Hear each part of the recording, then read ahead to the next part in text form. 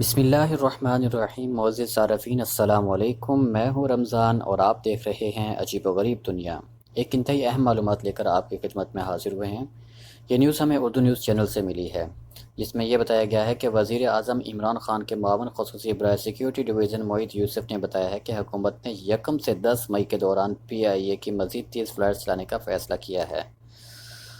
تو ویڈیو کا آغاز کرنے سے پہلے حسب روایت نئے آنے والے صارفین سے گزارش ہے کہ ہمارے چینل کو سبسکرائب کریں، ویڈیو کو لائک کریں، شیئر کریں۔ تو چلیے ویڈیو کا آغاز کرتے ہیں۔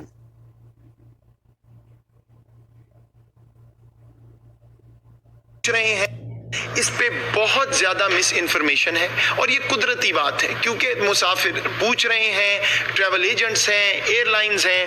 میری گزارش آپ کو یہ ہے کہ ہم نے جو ویب سائٹ سیٹ اپ کی ہے covid.gov.pk، صرف وہ ویب سائٹ ہے جس پہ آپ اعتماد کیجئے کہ کون سی پروازوں کی پاکستان کی حکومت نے اجازت دی ہے واپس آنے کی۔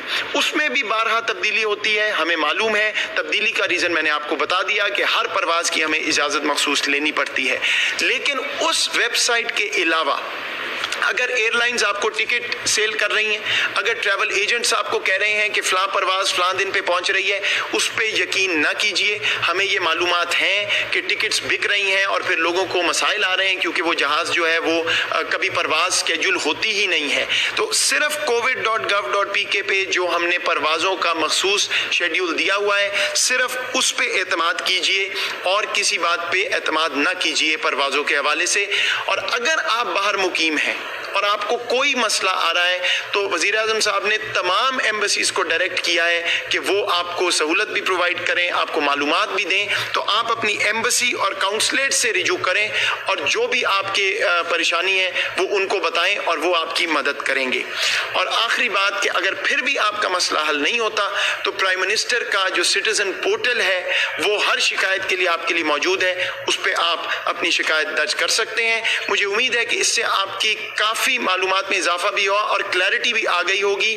کوئی اور سوال ہے تو آپ ہمیں ریچ آؤٹ کریں، جیسے میں نے کہا ہے ہم جواب دیتے رہیں گے۔